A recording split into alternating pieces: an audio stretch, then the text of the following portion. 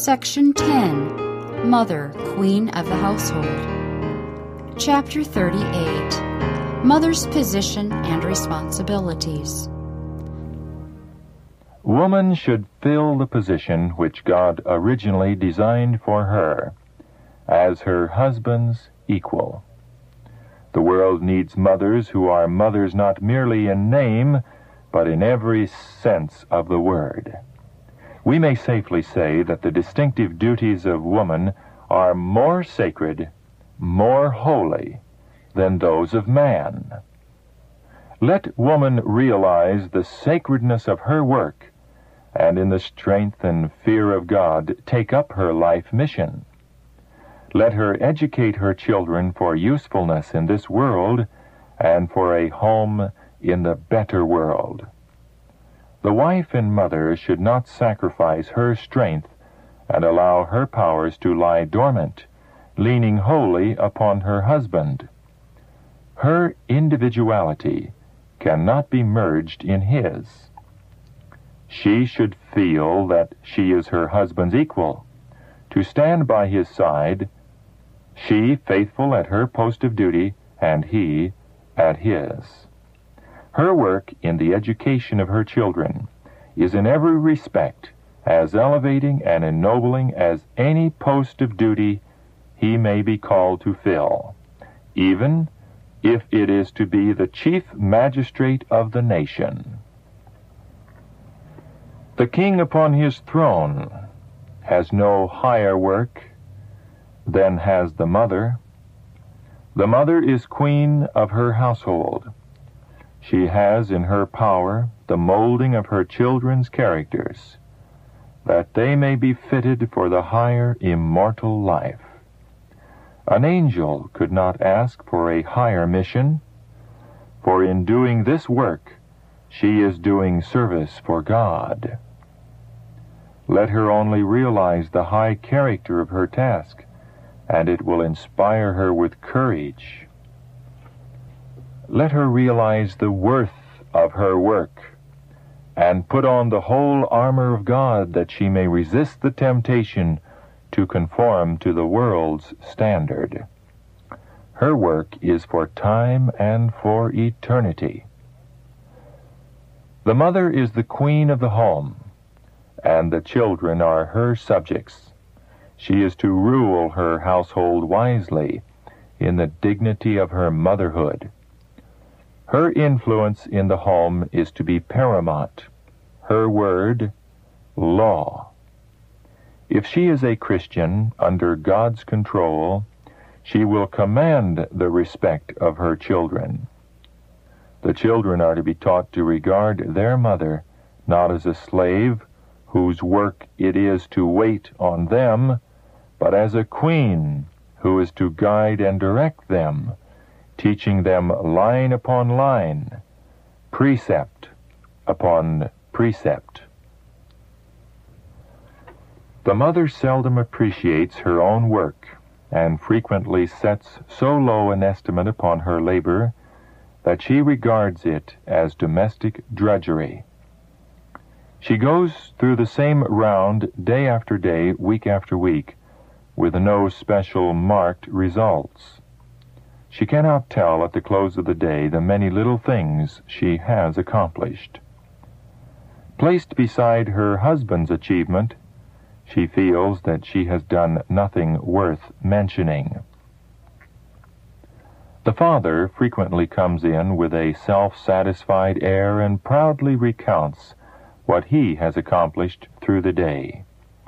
His remarks show that now he must be waited upon by the mother, for she has not done much except take care of the children, cook the meals, and keep the house in order. She has not acted the merchant, bought nor sold. She has not acted the farmer in tilling the soil. She has not acted the mechanic. Therefore, she has done nothing to make her weary. He criticizes and censures and dictates as though he was the Lord of creation. And This is all the more trying to the wife and mother because she has become very weary at her post of duty during the day, and yet she cannot see what she has done, and is really disheartened. Could the veil be withdrawn, and father and mother see as God sees the work of the day, and see how his infinite eye compares the work of the one with that of the other, they would be astonished at the heavenly revelation. The father would view his labors in a more modest light, while the mother would have new courage and energy to pursue her labor with wisdom, perseverance, and patience. Now she knows its value, while the father has been dealing with the things which must perish and pass away. The mother has been dealing with developing minds and character, working not only for time, but for eternity. Would that every mother could realize how great are her duties and her responsibilities, and how great will be the reward of faithfulness. The mother who cheerfully takes up the duties lying directly in her path will feel that life is to her precious, because God has given her a work to perform. In this work, she need not necessarily dwarf her mind, nor allow her intellect to become enfeebled. The mother's work is given her of God, to bring up her children in the nurture and admonition of the Lord. The love and fear of God should ever be kept before their tender minds. When corrected, they should be taught to feel that they are admonished of God, that he is displeased with deception, untruthfulness, and wrongdoing. Thus the minds of little ones may be so connected with God that all they do and say will be in reference to his glory, and in after years they will not be like the reed in the wind, continually wavering between inclination and duty. To lead them to Jesus is not all that is required. These children are to be educated and trained to become disciples of Christ, that our sons may be as plants grown up in their youth, that our daughters may be as cornerstones polished after the similitude of a palace. This work of molding, refining, and polishing is the mother's. The character of the child is to be developed. The mother must engrave upon the tablet of the heart lessons as enduring as eternity, and she will surely meet the displeasure of the Lord if she neglects this sacred work or allows anything to interfere with it. The Christian mother has her God-appointed work, which she will not neglect if she is closely connected with God and imbued with his Spirit. There are opportunities of inestimable worth, interest infinitely precious, committed to every mother. The humble round of duties which women have come to regard as a wearisome task should be looked upon as a grand and noble work. It is the mother's privilege to bless the world by her influence, and in doing this she will bring joy to her own heart. She may make straight paths for the feet of her children through sunshine and shadow to the glorious heights above. But it is only when she seeks in her own life to follow the teachings of Christ that the mother can hope to form the character of her children after the divine pattern. Amid all the activities of life, the mother's most sacred duty is to her children. But how often is this duty put aside that some selfish gratification may be followed. Parents are entrusted with the present and eternal interest of their children. They are to hold the reins of government and guide their households to the honor of God. God's law should be their standard, and love should rule in all things. If married men go into the work, leaving their wives to care for the children at home, the wife and mother is doing fully as great and important a work as the husband and father. Although one is in the missionary field, the other is a home missionary, whose cares and anxieties and burdens frequently far exceed those of the husband and father. Her work is a solemn and important one. The husband in the open missionary field may receive the honors of men, while the home toiler may receive no earthly credit for her labor. But if she works for the best interest of her family, seeking to fashion their characters after the divine model, the recording angel writes her name as one of the greatest missionaries in the world. God does not see things as man's finite vision views them. The mother is God's agent to Christianize her family. She is to exemplify biblical religion, showing how its influence is to control us in its everyday duties and pleasures, teaching her children that by grace alone can they be saved through faith, which is the gift of God. This constant teaching as to what Christ is to us and to them, His love, His goodness, His mercy, revealed in the great plan of redemption, will make a hallowed, sacred impress on the heart. The training of children constitutes an important part of God's plan for demonstrating the power of Christianity. A solemn responsibility rests upon parents to so train their children that when they go forth into the world, they will do good and not evil to those with whom they associate.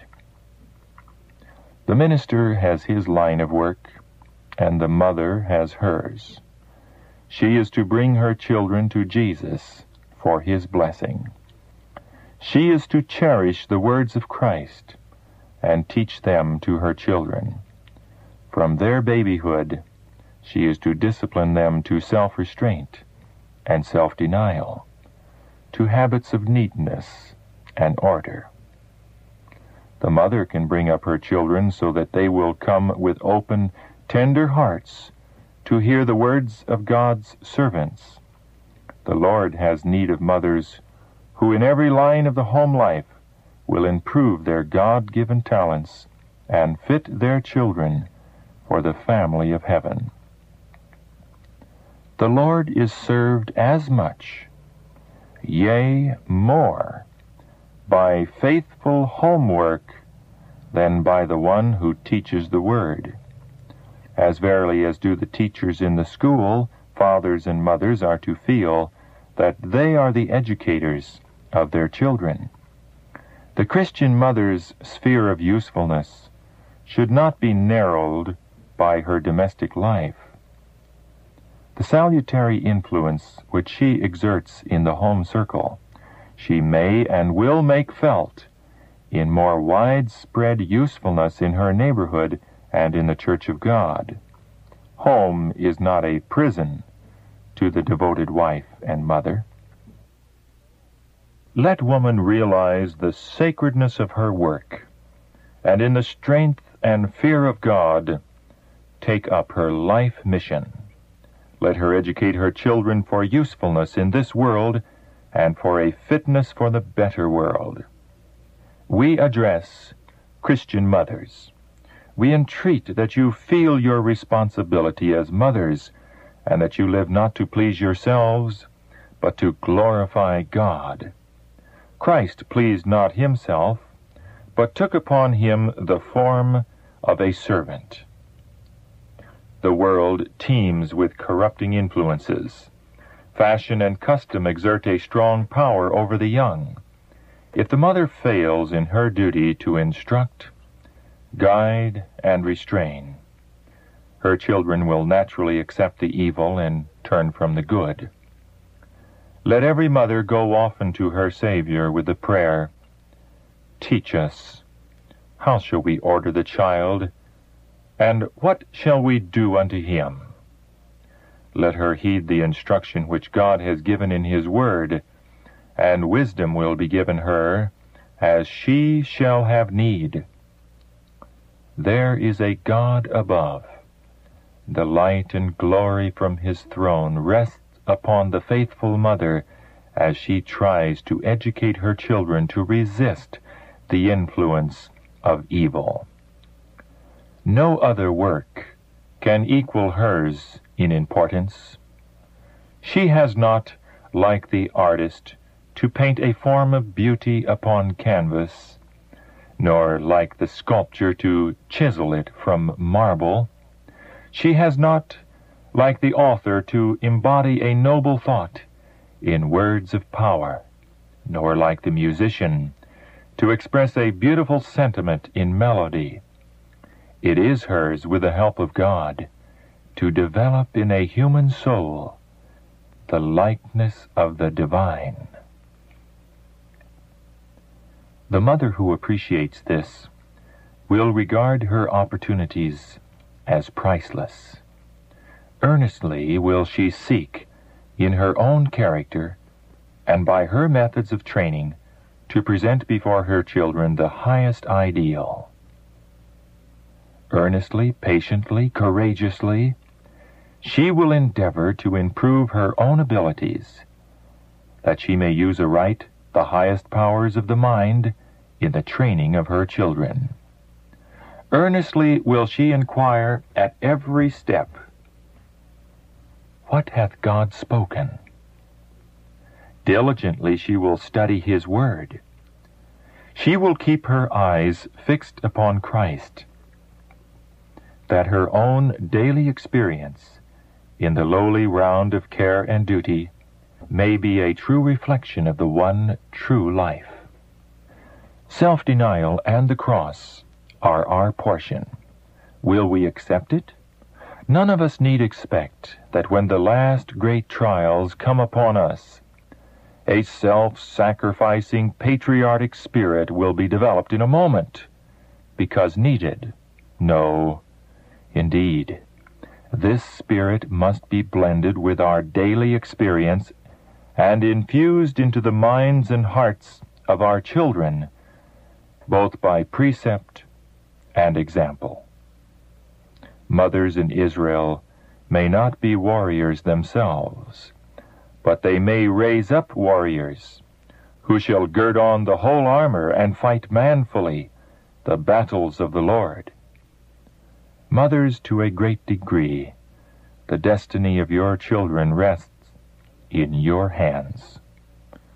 If you fail in duty, you may place them in the ranks of the enemy and make them his agents to ruin souls, but by a godly example and faithful discipline you may lead them to Christ and make them the instruments in his hands of saving many souls.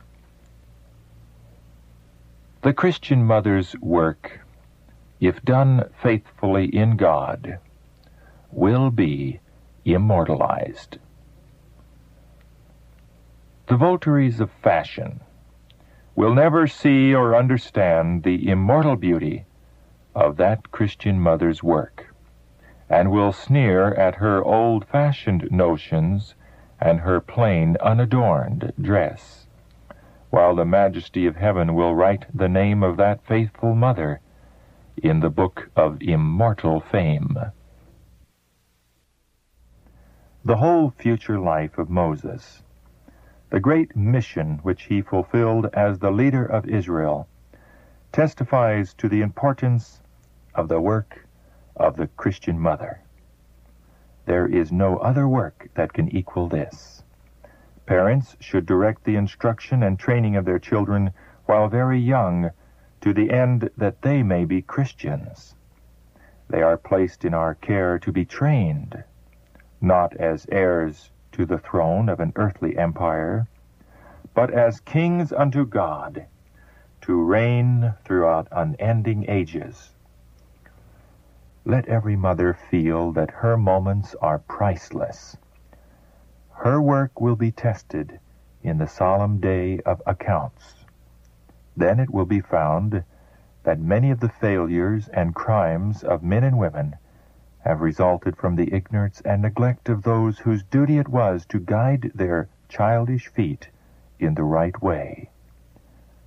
Then it will be found that many who have blessed the world with the light of genius and truth and holiness owe the principles that were the mainspring of their influence and success to a praying Christian mother.